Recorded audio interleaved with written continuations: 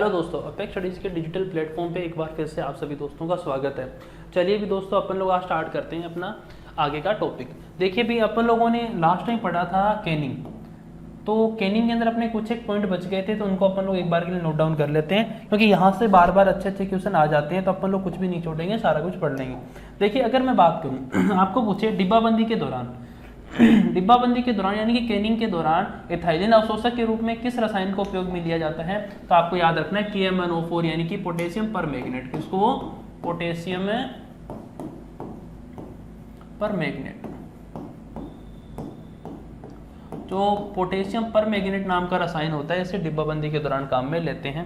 अगर अपन लोग बात करें इथाइलिन इनहिबिटर के रूप में, तो इथाइलिन इनहिबिटर के रूप में डिब्बाबंदी के दौरान AgNO3 सिल्वर नाइट्रेट, किसको? AgNO3 को अपन लोग क्या लेते हैं दोस्तों, काम में लेते हैं। तो आपको ये बात अच्छे से याद रखनी है, ठीक है दोस्तों। तो आपको ये चीज़ याद रखनी थी। नेक्स्ट अपना क्या बचा था, अगर अपन लोग देखें तो अपने से ये भी पूछ सकता है कि कैनिंग के दौरान दो विकार होते हैं, एक का नाम होता है फ्लैट सावर, एक का होता है संपूर्ण विषाक्तता, टोटल टॉक्सिसिटी और फ्लैट सावर। जो फ्लैट सावर नाम का जो डिसऑर्डर होता है, एक माइक्रो ऑर्गेनिज्म होता है जिसका नाम होता है बेसिलस स्टीरियोथर्मोफिलस। बेसिलस स्टीरियोथर्मोफिलस। इस सूक्ष्म जीव या फिर इस पैथोजन की वजह से कौन सा विकार होता है डिब्बाबंदी के अंदर, केंद्र के अंदर, तो कौन सा होता है दोस्तों, फ्लैट सावर। अगर बात करें संपूर्ण विषाक्तता, टोटल टॉक्सिसिटी, तो जो अपना क्लोस्ट्रिडियम बोटुलिकम नाम का एक माइक्रो ऑर्गेनिज्म बोल दो या फिर पैथोजन होता है, उसकी वजह से टोटल टॉक्सिसिटी हो जाती है किसके अंदर है, डिब्बाबंदी के अंदर। तो आपको ये बात भी अच्छे से याद रखनी है। नेक्स्ट देखिए, नेक्स्ट आता है देखो अपना पोस्ट हार्वेस्ट टेक्नोलॉजी के अंदर अपन लोगों ने एक चीज स्किप करती थी स्टार्टिंग में, कि तुड़ाई के उपरांत सर्वाधिक नुकसान किस रोग से होता है। तो आपको भी ये बताना है या फिर ये बताना चाह रहा हूं मैं आपको कि अब जब अपन लोग फल हो चाहे कोई भी सब्जी हो, उसको तोड़ देते हैं, तो तोड़ने के बाद कोई ना कोई एक रोग होगा जिसकी वजह से सर्वाधिक नुकसान हो। तो वो रोग दोनों के अंदर कॉमन होता है, और वो कौन सा होता है दोस्तों, आपको याद रखना है कोमल सड़न, सॉफ्ट रोट। जो कोमल सड़न नाम का रोग होता है, इसकी वजह से देख लो, फलों में तुड़ाई के उपरांत सर्वाधिक नुकसान है कोमल सड़न रोग की वजह से होता है। सब्जियों में तुड़ाई के उपरांत सर्वाधिक नुकसान भी किसकी वजह से होता है, कोमल सड़न रोग की वजह से होता है। लेकिन डिफरेंस क्या रहेगा इनके पैथोजन। अगर आपको पूछे फलों के अंदर कोमल सड़न किसकी वजह से होता है, क्या चीजें, फलों के अंदर कोमल सड़न किस पैथोजन की वजह से होता है, तो इसका रोगजनक या फिर पैथोजन होता है क्या, पेनिसिलियम स्पीसीज। क्या होता है, पेनिसिलियम स्पीसीज। ठीक है दोस्तों। अगर अपन लोग बात करें सब्जियों में तुड़ाई के उपरांत सर्वाधिक नुकसान किस रोग की वजह से होता है, तो बिल्कुल किसकी वजह से होता है, कोमल सड़न रोग की वजह से होता है। लेकिन इसका पैथोजन क्या होता है, फिर एक बैक्टीरिया होता है, और बैक्टीरिया का नाम क्या होता है, इरविनिया कार्टोवोरा। क्या होता है दोस्तों, इरविनिया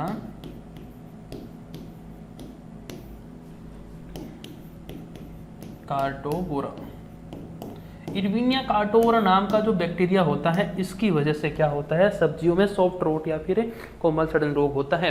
देखिए वैसे पूछेगा नहीं, लेकिन अगर आपको पूछे कितने % नुकसान हो जाता है, भाई ये क्वेश्चन बन सकता है अगर अच्छा बने तो, कि फलों में तुड़ाई के उपरांत कोमल सड़न रोग की वजह से कितने % नुकसान हो जाता है, तो कितने %, इन दोनों के अंदर लगभग 36% के आसपास। पोस्ट हार्वेस्ट लॉसेस कितने, 36% के आसपास केवल और केवल कोमल सड़न रोग की वजह से होते हैं। तो आपको ये बात अच्छे से याद रखनी है। चलिए नेक्स्ट देखते हैं।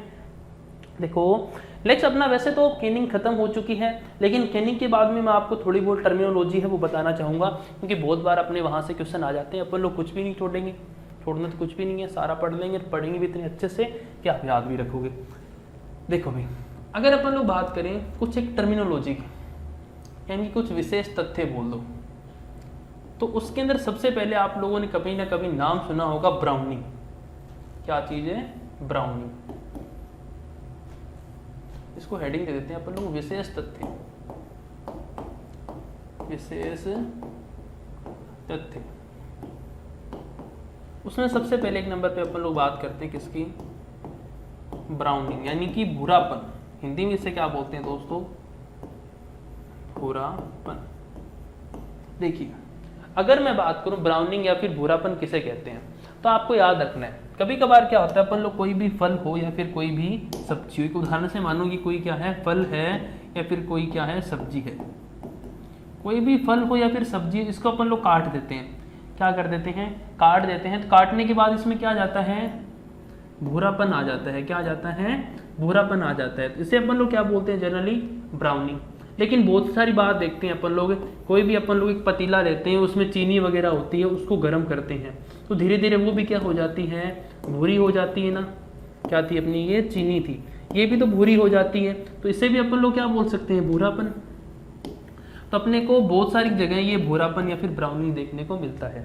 तो देखिए दोस्तों, इसको समझने के लिए आपको याद रखना है, ब्राउनिंग या फिर भूरापन जो होता है यह कितनी तरह का होता है दोस्तों? 2 तरह का होता है। कितनी तरह का होता है? 2 तरह का होता है। ये लो भी बात कर लेते हैं किसकी? ब्राउनिंग की। ब्राउनिंग मुख्य रूप से 2 तरह की होती है।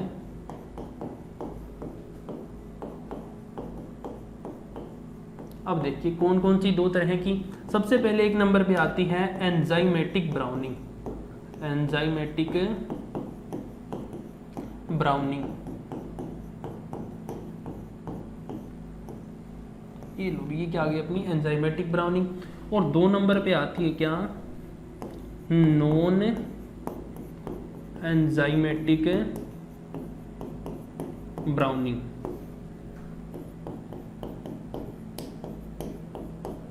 देखो दोस्तों, अगर अपन लोग बात करें एंजाइमेटिक ब्राउनिंग और नॉन एंजाइमेटिक ब्राउनिंग, तो आप लोगों को नाम से ही सीधा सीधा इसका अंतर दिख रहा है। कैसे?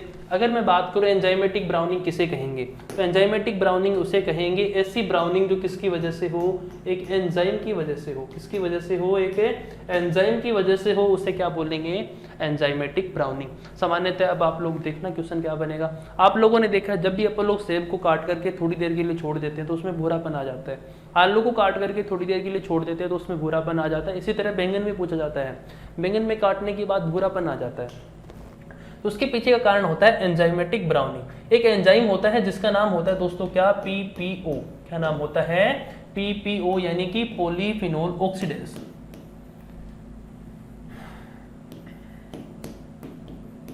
Polyphenol oxidase. कौन सा एंजाइम होता है दोस्तों? पीपीओ, यानी कि पॉलीफिनोल ऑक्सीडेज। ऐसी ब्राउनिंग जो एंजाइम की वजह से होती है उसे एंजाइमेटिक ब्राउनिंग बोलते हैं। एंजाइमेटिक ब्राउनिंग के लिए एंजाइम रेस्पॉन्सिबल होता है, और कौन सा एंजाइम है? पीपीओ, यानी कि पॉलीफिनोल ऑक्सीडेज। इसके उदाहरण देखें तो अपन लोग सेब को काटने के बाद में उसकी जो सतह होती है वो क्या हो जाती है दोस्तों? भूरी हो जाती है। एक बार के लिए अपन लोग एंजाइमेटिक ब्राउनिंग ही देख लेते हैं, ठीक है। इसके अगर अपन लोग देखें उदाहरण क्या होते हैं, तो बैंगन का काटने के बाद भूरा होना, काटने के बाद भूरापन किस वजह से होता है? एंजाइमेटिक ब्राउनिंग, यानी कि पीपीओ एंजाइम की वजह से। सेम ऐसा किसके अंदर होता है? सेब के अंदर होता है। सेम ऐसा अपने को देखने को मिलता है आलू के अंदर भी देखने को मिलता है। तो ये सारे के सारे एग्जाम्पल किसके हैं दोस्तों? एंजाइमेटिक ब्राउनिंग के हैं। आप लोग इनको याद रख सकते हो। तो 1 नंबर पे क्या होती है अपनी? Enzymatic browning. 2 नंबर पे क्या आती है अपनी दोस्तों? Non enzymatic browning. इसमें कुछ ही नहीं है, कोई खास बात नहीं है, बस थोड़ा सा याद रख लेना। Non enzymatic browning.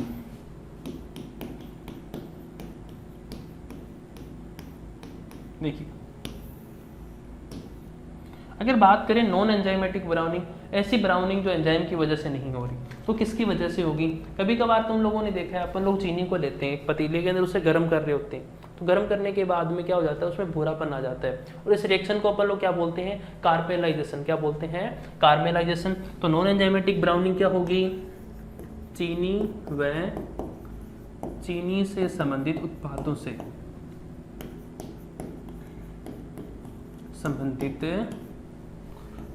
उत्पादों से होने वाली ब्राउनिंग को क्या बोलते हैं अपन लोग? नॉन एंजाइमेटिक ब्राउनिंग बोलते हैं। और इसका उदाहरण कौन सी रिएक्शन है? कार्मेलाइजेशन।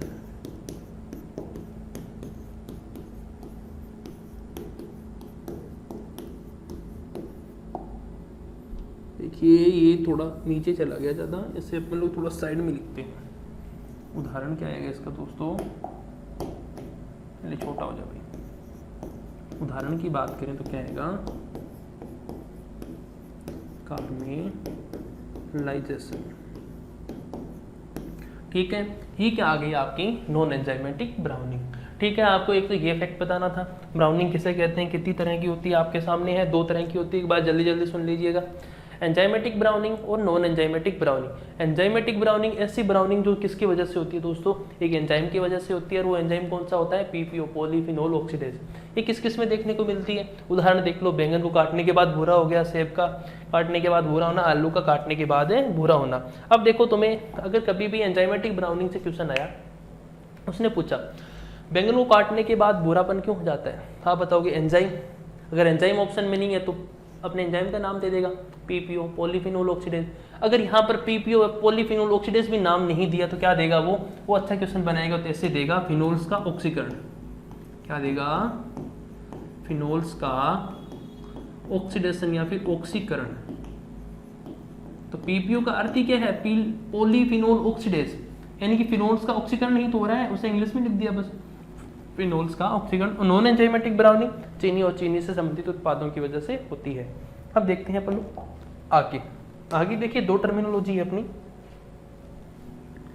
जिनका नाम है, 2 नंबर पे आती है सल्फरिंग। क्या आती है दोस्तों, सल्फरिंग। नाम से ही पता रहा है सल्फर को काम में लेंगे इसमें। सल्फरिंग किससे कहते हैं, जो अपने फल है या फिर कोई भी क्या है, सब्जी है, फल या सब्जियों को क्या करना, सल्फर युक्त धुआं देना, सल्फर युक्त धुआं देना। फल व सब्जियों को सल्फर युक्त धुएं से उपचारित करना क्या कहलाता है दोस्तों, सल्फरिंग कहलाता है। अब सल्फरिंग का फायदा क्या हुआ, बेनिफिट क्या हुआ, तो आपको अच्छे से याद रखना है। सल्फरिंग से फायदा ये होता है, जो अपने फल व सब्जी होते हैं इनका रंग जो होता है ना, वो रंग बना रहे, रंग के या फिर कलर के प्रिवेंशन के लिए अपन लोग क्या करते हैं, सल्फरिंग नाम की टर्म होती है, फिर जो सल्फरिंग नाम की जो एक्टिविटी होती है उसे काम में लेते हैं। सल्फरिंग में क्या क्या खास बातें होती है आपको याद रखना है। 1.8 से लेकर के 3.6 किलो सल्फर का अपन लोग उपयोग करते हैं। 1.8 से 3.6 किलो सल्फर प्रति टन के हिसाब से, किसको, फल व सब्जियों को अपन लोग उपचारित करते हैं। तो ये हो गई आपकी क्या, सल्फरिंग, रंग को बनाए रखने के लिए। अगर आप सल्फरिंग नहीं कर रहे हो, आप चाहते हो कुछ और करना लेकिन सल्फर युक्त प्रोडक्ट से ही, तो 3 नंबर पे आप क्या कर सकते हो, सल्फिगेशन या सल्फिटेशन भी बोल देते हैं इसे। इसमें क्या करोगे आप लोग, अपने जो भी फल व सब्जियां होती है ना, उनको इस बार अपन लोग सल्फर युक्त धुआं नहीं देंगे। अब अपन लोग क्या करेंगे, सल्फर युक्त लिक्विड के अंदर, सल्फर युक्त द्रव के अंदर क्या करेंगे, भिगो देंगे, या फिर सल्फर युक्त लिक्विड से उनको उपचारित करेंगे, ट्रीटमेंट देंगे। सेम रीजन क्या है, रंग बनाए रखने के लिए। तो इसे क्या बोलते हैं, सल्फिगेशन। इसका अगर तुम लोग उदाहरण याद रखना चाहो ना, तो याद रख सकते हो, पोटेशियम मेटाबाइसल्फाइड होता है ना, इसका लगभग 0.05%, कितना, 0.05% घोल अपन लोग इसके लिए फूल गोभी, कॉलीफ्लावर के लिए काम में लेते हैं। फूल गोभी के लिए दोस्तों क्या लेते हैं, काम में लेते हैं। तो आपको ये बात भी अच्छे से याद रखनी है। ये क्या हो गया आपका, सल्फिगेशन। सल्फिटेशन और सल्फिगेशन मैंने आपको बता दिया है, तो दोनों की दोनों प्रोसेस आपको अच्छे से याद रखनी है। इसके बाद देखिए दोस्तों, अपने कुछ एक संस्थान हैं, उनके बारे में भी अपन लोग एक साथ देख लेते हैं। तो चलिए भी उनकी बात करते हैं। एक बार मैं दोस्तों पानी पी लेता हूँ साथ में।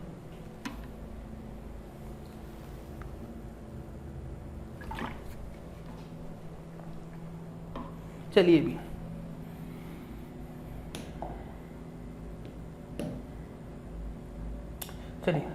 बात करते हैं कुछ संस्थानों की या फिर कुछ ऑर्डर की। तो एक आपको पता होगा, मैंने आपको बता दिया, एफपीओ नाम का ऑर्डर है, एक है क्या, वीपीओ नाम का।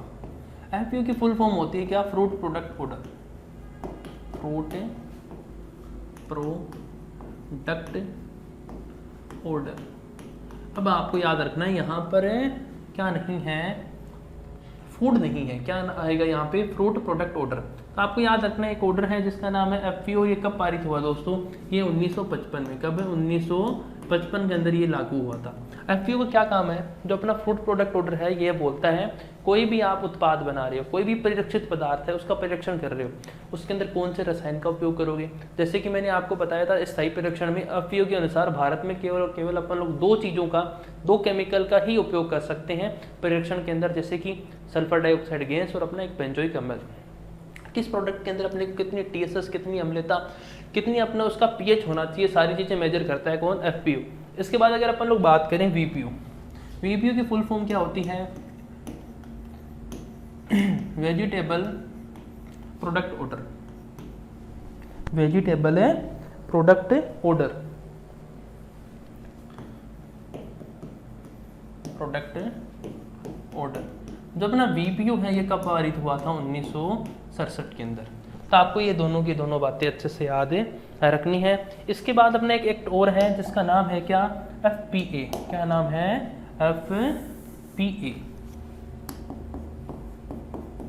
देखते हैं ये क्या है, यह है prevention of food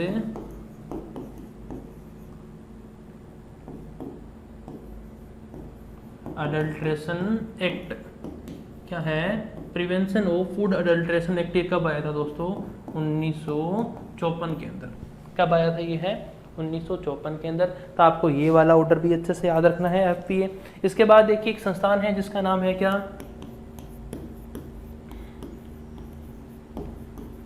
central food technology research institute. ये जो अपना central food technology research institute है ये कहाँ है दोस्तों, मैसूर कर्नाटका। कहाँ है, मैसूर कर्नाटका। और इसकी स्थापना कब हुई थी, 1950 के अंदर।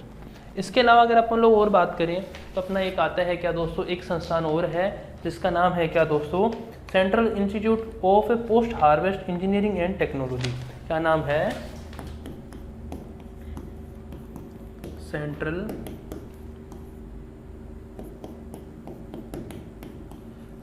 इंस्टीट्यूट है, central institute of post harvest engineering and technology. तो आप लोग पूरा कर लेना यहाँ पे, इंजीनियरिंग एंड टेक्नोलॉजी। ये कहाँ है, लुधियाना पंजाब। लुधियाना, पीबी का अर्थ क्या होता है दोस्तों, पंजाब। ठीक है, गाना भी होगा आप लोगों ने सुना होगा, सिद्धू मूसेवाला का पीबी नाम से आता है। लुधियाना पंजाब के अंदर। इसकी स्थापना कब हुई थी दोस्तों, 1989 के अंदर। कब हुई थी, 1989 के अंदर। तो ये थे आपके भी कुछ एक संस्थान और कुछ एक ऑर्डर। सबसे पहले बात करें तो क्या है, एफपीओ फ्रूट प्रोडक्ट ऑर्डर। उसके बाद क्या आता है तुम्हारा वीपीओ यानी कि वेजिटेबल है प्रोडक्ट ऑर्डर। उसके बाद देखें FPA prevention of food adulteration act, खाद्य अपसुरक्षा मिश्रण अधिनियम। क्या बोलते हैं इसे, खाद्य अपसुरक्षा मिश्रण अधिनियम 1954 में पारित हुआ था। Central food technology research institute कहाँ है, मैसूर कर्नाटका। इसकी स्थापना 1950 में हुई। Central institute of post harvest engineering and technology कहाँ है, लुधियाना पंजाब के अंदर। तो ये भी आपको अच्छे से याद रखना है। तो दोस्तों यहाँ तक अपन लोगों ने क्या पढ़ लिया, जो भी अपना कैनिंग से संबंधित या फिर पीएचडी से संबंधित जो तथ्य बाकी थे वो पढ़ लिए। अब अपन लोग आगे पढ़ेंगे क्या, कौन कौन से प्रोडक्ट हैं अपने, जैसे कि sauce, ketchup, jam, jelly, marmalade, पानक, शरबत, आरटीएस, बहुत सारे और अपने और प्रोडक्ट हैं। सारे के सारों का अपन लोग डिस्कस करेंगे किसके अंदर, अभी अपनी इसी क्लास के अंदर। तो चलिए भी देखते हैं अपन लोग। सबसे पहले अगर मैं बात करूं परिरक्षित पदार्थों की, तो परिरक्षित पदार्थों के अंदर अपन लोग एक नंबर पे पढ़ेंगे क्या, सॉस व केचप। क्या पढ़ेंगे, सॉस व केचप। आप लोगों ने खूब खाया होगा सॉस व केचप, हैं दोस्तों, खूब खाया होगा। तो चलिए भी देखते हैं इसकी सबसे पहले परिभाषा। देखिए इनकी परिभाषाओं से में से वैसे कभी क्वेश्चन नहीं आते हैं, लेकिन अपने को फिर भी याद है, इनकी परिभाषा लिख ही लेते हैं। अगर मैं बात करूं इनकी परिभाषा की तो क्या होती है,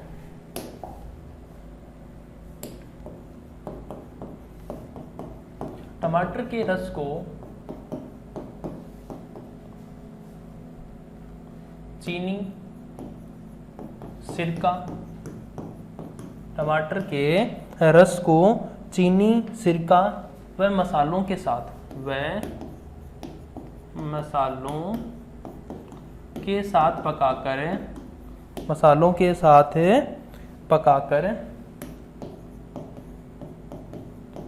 पकाकर तैयार किया गया गाढ़ा तरल पदार्थ क्या कहलाता है अपना दोस्तों? सॉस व केचप कहलाता है। इसे अपन लोग क्या बोलते हैं? जनरली सॉस व केचप बोल देते हैं। आपको याद रखना है, टमाटर के रस, चीनी, सिरका व मसालों के साथ पकाकर तैयार किया गया गाढ़ा तरल पदार्थ सॉस व केचप कहलाता है। देखो कभी भी ऐसा क्वेश्चन नहीं आएगा, मैं पहले ही बता रहा हूँ, जनरली परिभाषा में से नहीं आएगा, लेकिन आपके नोट्स अति सुंदर बन जाए इस वजह से आपको ये बात लिखवाई जाती है।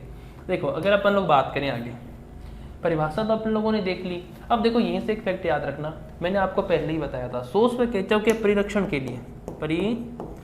के लिए कौन सा रसायन काम में लेते हैं? तो कौन सा रसायन काम में लेते हैं? सोडियम बेंजोइट क्या लेते हैं अपन लोग? काम में लेते हैं। तो आपको ये बात बड़े अच्छे से याद रखनी है, ठीक है दोस्तों। तो ये आपकी परिभाषा होगी सॉस व केचप की। परिभाषा में से वैसे क्वेश्चन आएगा नहीं, लेकिन फिर भी अपन लोगों ने बात कर ली। लेकिन दी मोस्ट इंपोर्टेंट क्वेश्चन मैंने यहाँ पे क्या लिखा है, इनमें परिरक्षण के लिए कौन सा रसायन काम में लेते हैं? Sodium benzoate. ये क्वेश्चन कहीं ना कहीं कभी ना कभी पूछा गया होगा, तो आपको अच्छे से याद ये रखना है, ठीक है। अब देखते हैं, अपन लोग आज तक है ना सॉस व केचप को एक ही चीज़ समझते आए हैं, लेकिन इनके अंदर अंतर जरूर देखेंगे अपन लोग अभी क्या अंतर होता है। तो एक तरफ लिख रहा हूँ मैं क्या? सॉस, ये आ गया अभी मेरा सॉस। दूसरी तरफ लिख रहा हूँ मैं क्या? केचप। देखो इन दोनों में क्या डिफरेंस होते हैं, इनके बारे में बात करते हैं अपन लोग। नहीं यार ये लाइन अच्छी नहीं लग रही, ऐसे हटाई देते हैं अपन लोग। ये लोग इतने से काम चला लेते हैं अपन लोग हैं सॉस व केचप से, ठीक है। अब देखो बच्चों, जो सॉस होता है ना वो सदैव किसका बनता है? सबसे पहली बात, सॉस बनता है किसका? टमाटर का। टमाटर के बाद देखो मैं टोमेटो सॉस बोल देते हैं, एक बनता है मिर्ची से, तो उसे चिली सॉस बोल देते हो। इसके बाद अगर अपन लोग देखें सोयाबीन से बनेगा, उसे क्या बोलोगे? Soya sauce. और बन जाता है अपनी कुकुरबिटेसी, यानी कि जो कद्दू वर्गीय सब्जियां होती हैं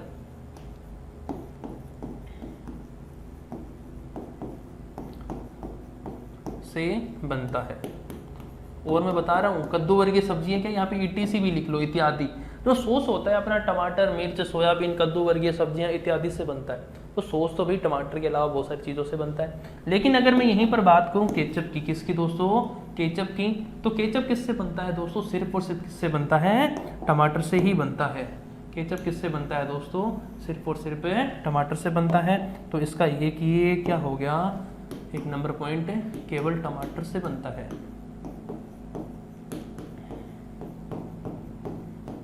यहाँ पर आपको ये बात ध्यान रखनी है, ठीक है। अगर मैं बात करूँ 2 नंबर पे, जो अपना सॉस है ये क्या होता है? ये पतला होता है। क्या होता है? ये पतला होता है। अगर पतला है तो TSS भी क्या होगी दोस्तों? इसमें कम होगी, यानी कि इसमें TSS लगभग कितनी होती है? 15 ब्रिक्स के आसपास होती है। 15 डिग्री ब्रिक्स बोल दो, 15 ब्रिक्स के आसपास क्या होती है? इसमें TSS होती है। अब इसके जस्ट अपोजिट जो अपना केचप होता है, ये क्या होता है दोस्तों? गाढ़ा होता है। क्या होता है? गाढ़ा होता है। और इसके अंदर अगर अपन लोग बात करें TSS की, इसमें TSS दोस्तों कितनी होती है? लगभग 25 ब्रिक्स। कितनी? 25 ब्रिक्स, या फिर रेशियो में देखें तो 25 से 30 ब्रिक्स के आसपास क्या होती है? इसमें TSS होती है, ठीक है दोस्तों। इसके अलावा अगर अपन लोग और देखें तो अपना जो सॉस होता है इसके अंदर अम्लता क्या होती है? थोड़ी ज़्यादा होती है, यानी कि ये क्या होता है? थोड़ा ज़्यादा खट्टा होता है। और केचप क्या होता है? थोड़ा कम खट्टा होता है। खट्टा तो होता है लेकिन कम खट्टा होता है। अगर मैं बात करूँ किसकी? सॉस की। तो सॉस के अंदर अगर अपन लोग बात करें अम्लता, एसिडिटी, अम्लता कितनी होती है दोस्तों? 1.2% के आसपास होती है। कितनी? 1.2% होती है। तो यानी इसमें खट्टापन है। लेकिन अगर मैं बात करूं 4 नंबर पे, इसका पॉइंट है कि इसकी बजाय केचप जो होता है इसके अंदर लगभग कितनी अम्लता होती है? इसमें अम्लता होती है दोस्तों लगभग 1.0%, यानी कि 1% के आसपास क्या होती है इसमें अम्लता या फिर एसिडिटी होती है। तो इसकी ये मेजर डिफरेंस आ गए दोस्तों इसके अपने सॉस व केचप के। लेकिन एक और डिफरेंस देखें, केचप बन रहा है केवल और केवल किसका, टमाटर का। किसका बन रहा है, टमाटर का। तो अपने जो केचप होता है इसका रंग कैसा होगा भाई, इसका रंग कैसा होगा, लाल। कैसा होता है, सदैव लाल रंग का होता है। लेकिन मैं बात करूं इसकी अपने सॉस की, तो सॉस सोयाबीन से बनता है, मिर्च से बनता है, इन सब से बनता है। तो इसका रंग कैसा हो सकता है, यहाँ पे लिख लो छोटा सा पॉइंट, रंग कैसा हो सकता है, हरा, पीला, लाल और काला। ये चारों तरह के रंग हो सकते हैं किसके, अपने सॉस के। तो ये क्या आ गए, अपने मेजर डिफरेंस आ गए, इनमें अंतर आ गए। और अपन लोगों ने इनके अंदर टीएसएस की भी बात कर ली है। तो टीएसएस दोस्तों कितनी है, अगर मैं बात करूं सॉस के अंदर तो 15 ब्रिक्स, और केचप के अंदर अगर मैं बात करूं तो कितनी है दोस्तों, 25 से 30 ब्रिक्स क्या होती है इसमें टीएसएस से होती है। अब देखिए यहाँ पर कुछ एक और अपने प्रोडक्ट हैं, वो भी देख लेते हैं अपन लोग, जो टमाटर से बनते हैं, क्योंकि क्या पता क्वेश्चन उनसे भी बन जाए अच्छा सा। तो देखिए अगला अपना क्वेश्चन किस में से बन सकता है, एक होती है टोमेटो प्यूरी, टोमेटो प्यूरी, एक होती है क्या, टोमेटो पेस्ट, टोमेटो पेस्ट, एक होता है अपना क्या, टोमेटो सूप। तो टमाटर से बनता है क्या, अपना सूप। तो इनके अंदर अपने को टीएसएस अच्छे से याद रखनी है। अगर आपको दोस्तों कभी भी पूछे जो आपकी टोमेटो प्यूरी होती है इसमें टेस्ट कितना होता है, तो इसमें टीएसएस कितना होता है, इसमें लगभग कितना 9 से लेकर के 12 ब्रिक्स के आसपास क्या होता है दोस्तों इसमें टीएसएस होता है। इसमें अपनी जो टोमेटो प्यूरी है इसमें टीएसएस कितना है, 9 से लेकर के 12। और यहीं पर अगर अपन लोग देखें अपना जो टोमेटो सूप होता है इसके अंदर टीएसएस होता है कितना, 7 ब्रिक्स। कितना होता है दोस्तों, 7 ब्रिक्स क्या होता है इसमें टीएसएस होता है। और एक अपना बच गया क्या, टोमेटो पेस्ट, इसमें 25 से लेकर के 30 ब्रिक्स बोलते हुए परसेंटेज क्या होती है, टीएसएस की होती है। तो आपको ये तीनों के तीनों प्रोडक्ट भी अच्छे से याद रखने हैं, टोमेटो प्यूरी, टोमेटो पेस्ट और टोमेटो सूप। आपको इससे बाहर कुछ ही नहीं पढ़ने की जरूरत है दोस्तों।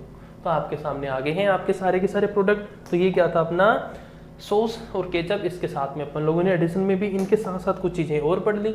ये आपकी परिभाषा थी, इससे पहले कुछ अपन लोगों ने टर्मिनोलॉजी पढ़ी थी। ठीक है दोस्तों, चलिए भी पानी पी लेता हूँ, फिर अपन लोग आगे स्टार्ट करते हैं क्या, अपना केचप। क्या पढ़ेंगे दोस्तों, केचप तो पढ़ लिया, सॉरी अपन लोग जैम पढ़ेंगे। अब क्या पढ़ेंगे, जैम।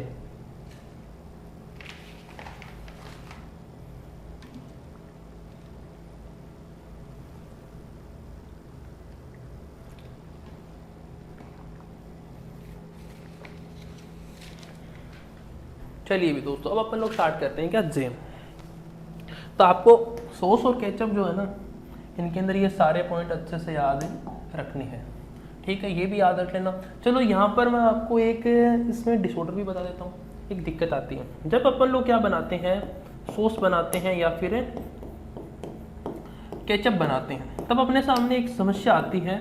एक डिसऑर्डर होता है, उसे बोलते हैं ब्लैक निक डिसऑर्डर। क्या बोलते हैं,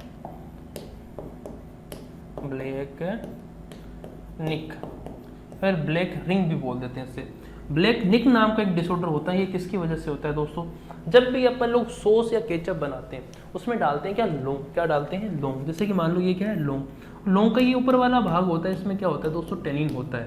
यानी कि जो लौंग का शीर्ष भाग होता है इसमें क्या होता है, टेनिन होता है। अब अपन लोग जब भी सॉस या केचप को देखते हैं तो अपन लोग देखते हैं आयरन, यानी कि लोहे के पात्रों के अंदर उनका अपन लोग संरक्षण करते हैं, फिर कैन के अंदर सॉस व केचप को डाले रखते हैं। तो अगर अपन लोग इन्हें केन के अंदर भरेंगे, किसको, सॉस व केचप को, तो केन क्या है, आयरन है। यहाँ पर क्या है, आयरन। तो आयरन और टेनिन क्या करेंगे, आपस में अभिक्रिया कर लेंगे और क्या बना लेंगे, फेरिक टेनिन। क्या बना लेंगे, फेरिक टेनिन बना लेंगे। और फेरिक टेनिन की वजह से कौन सा डिसऑर्डर होता है, ब्लैक निक नाम का डिसऑर्डर हो जाता है। आप लोगों ने जनरली जो अपने सॉस या केचप की बोतल होती है उनके अंदर देखा होगा, काले रंग की एक ऐसी धारी सी बनी होती है, जिसे अपन लोग दोस्तों क्या बोल देते हैं, ब्लैक निक बोल देते हैं। तो आपको ये भी अच्छे से याद रखना है। अब चलिए भी अपन लोग अपना नेक्स्ट प्रोडक्ट क्या स्टार्ट हो जाता है, जैम। देखो जैम जेली से आज तक क्वेश्चन आए, इनकी टीएसएस थे, या फिर इनका सबसे बढ़िया फल कौन सा होता है।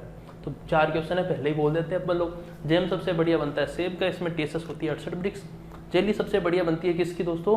जेली बनती है अपनी सबसे बढ़िया अमरूद की, उसमें टीएसएस होता है 65 ब्रिक्स। अब अपन लोग इनके बारे में सारी बातें कर लेते हैं। ये लो भी हेडिंग क्या आ गई अपनी अब है जेम।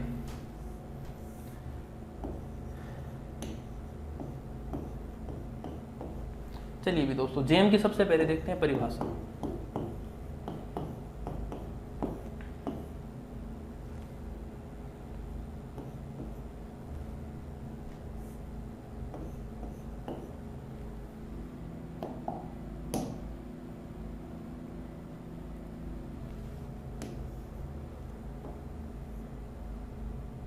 थोड़ा सजा देते हैं भाई इसको, ताकि आप लोगों को पता लग जाए हेडिंग क्या है। ये आ गया अपना क्या जेम। अब देखेंगे जेम की परिभाषा। जेम की परिभाषा क्या होती है?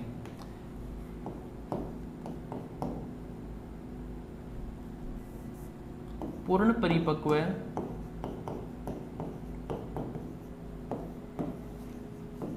मीठे फलों के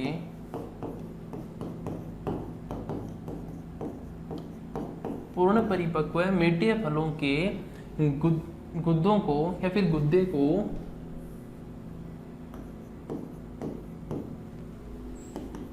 को चीनी के साथ मिलाकर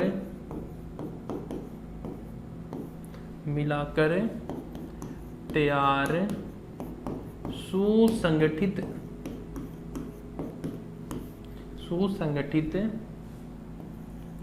अपारदर्शी पदार्थ क्या कहलाता है दोस्तों? जेम कहलाता है। क्या कहलाता है? जेम कहलाता है।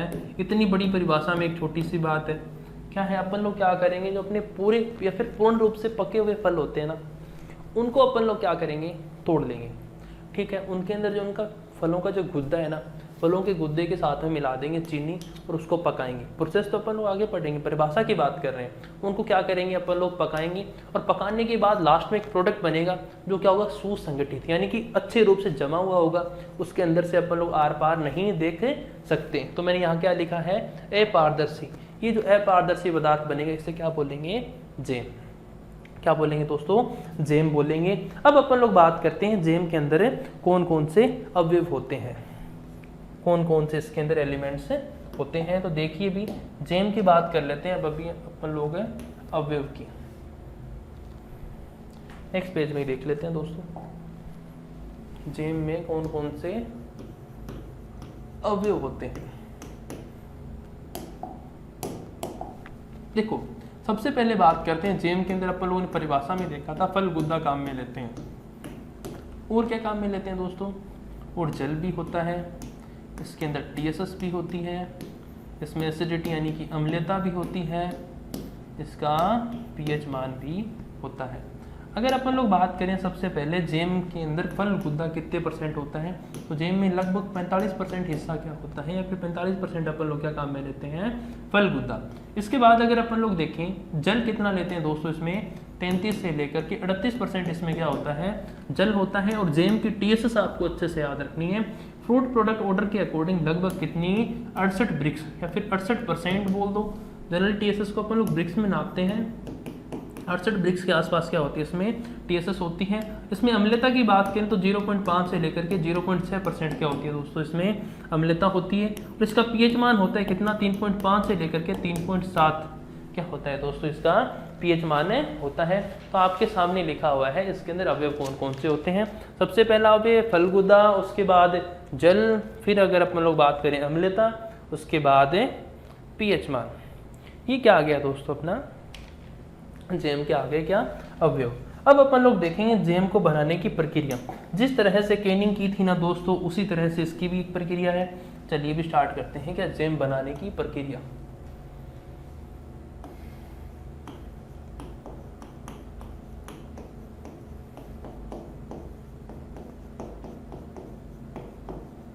देखिए दोस्तों आती है क्या, जेम बनाने की प्रक्रिया।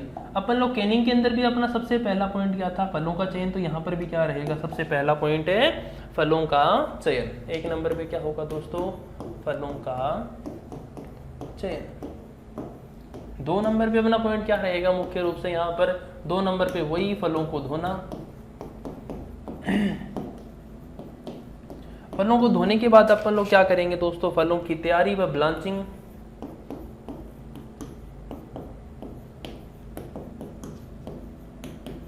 और तैयारी के बाद 4 नंबर पे क्या करेंगे अपन लोग, ब्लांचिंग। फलों की तैयारी व ब्लांचिंग। ब्लांचिंग के बाद में ठंडा करने के बाद चीनी के गुदे के साथ में पकाएंगे।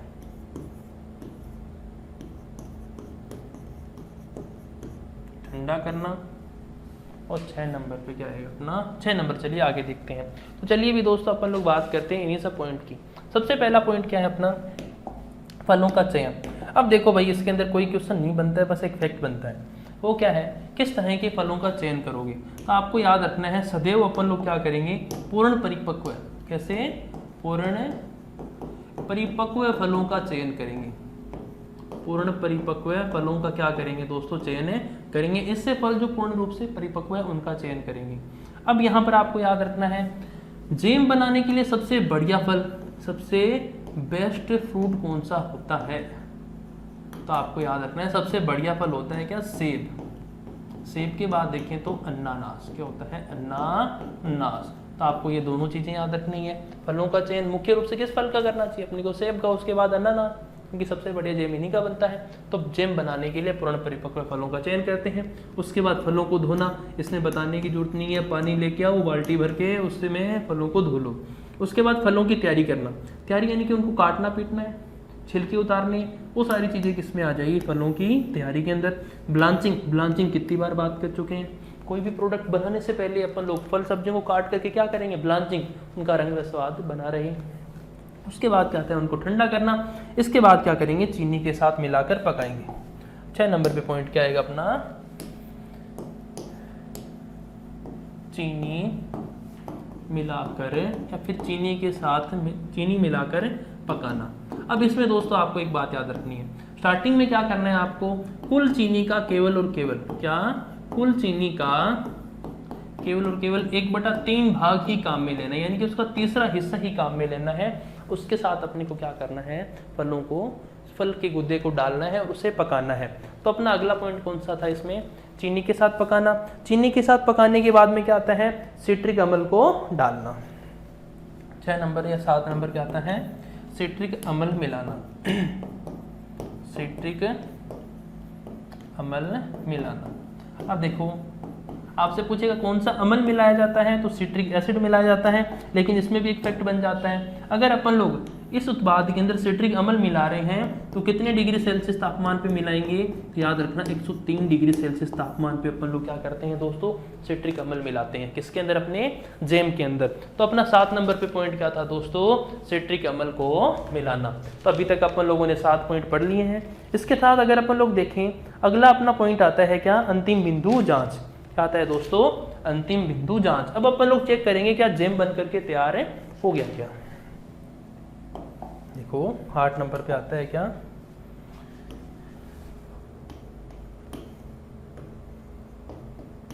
अंतिम बिंदु जांच।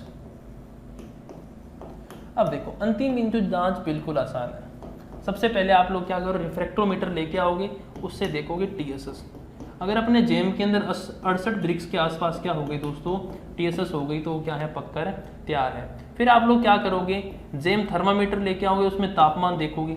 अगर तापमान कितना हो गया, 105.5 डिग्री सेल्सियस के आसपास तापमान हो गया, तो जैम बनकर तैयार है। इसे आपको फारेनहाइट में याद रखना है, 219 से लेकर के 221 डिग्री फारेनहाइट। कितना, 219 से लेकर के 221 डिग्री फारेनहाइट। ये चीज़ आपको अच्छे से याद रखनी है। इसके अलावा अपन लोग और कौन कौन से टेस्ट कर सकते हैं दोस्तों, तो वो आते हैं अपने क्या, सीड परत या फिर फ्लैक टेस्ट।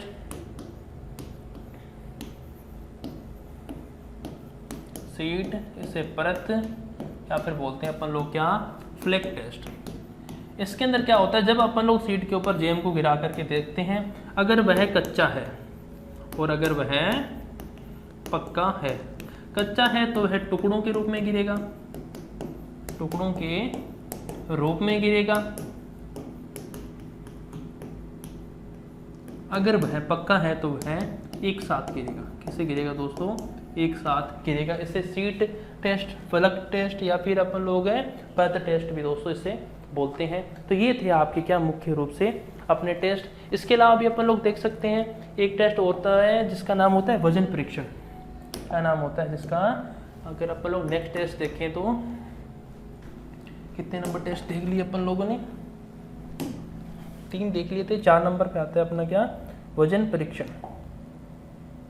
देखो भी 4 नंबर पे अगर मैं बात करूं वजन परीक्षण आता है। क्या आता है?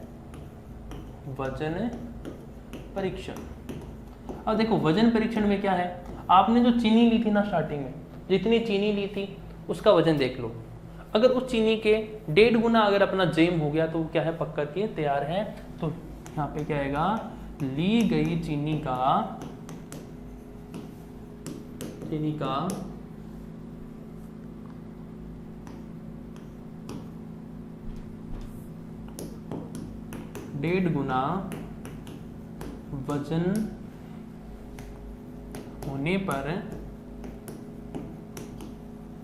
जैम पककर तैयार होता है। क्या आएगा? अगर अपनी जो ली गई चीनी थी ना उसका अगर इसका वजन कितना हो गया दोस्तों? 1.5 गुना हो गया तो क्या है, अपना जैम पक करके तैयार है। और लास्ट टेस्ट देख लो, ये भी याद रख लेना, क्या आता है? Drop test. इसमें अगर अपन लोग जैम को गिराते हैं, अपना जो गिलास होता है उसके पेंदे में अगर उसकी बूंद बिना बिखरे पेंदे तक चली जाती है तो उसे अपन लोग मानते हैं कि अपना जैम पक करके तैयार है। तो बूंद का बिना बिखरे पेंदे तक जाना क्या होता है? इसका मैच्योरिटी अपन लोग बोल सकते हैं, परिपक्वता का सूचकांक होता है। जैम के अंदर भी बोल सकते हैं ये बात। तो चलो ठीक है, ये सारे के सारे क्या हो गए दोस्तों? अपने जैम से संबंधित फैक्ट हो गए। नेक्स्ट क्लास में अपन लोग पढ़ेंगे जेली, मार्मलेड। अपने जितने भी प्रोडक्ट बच गए वो tata, bye bye, see you soon. मिलते हैं दोस्तों अगली क्लास में।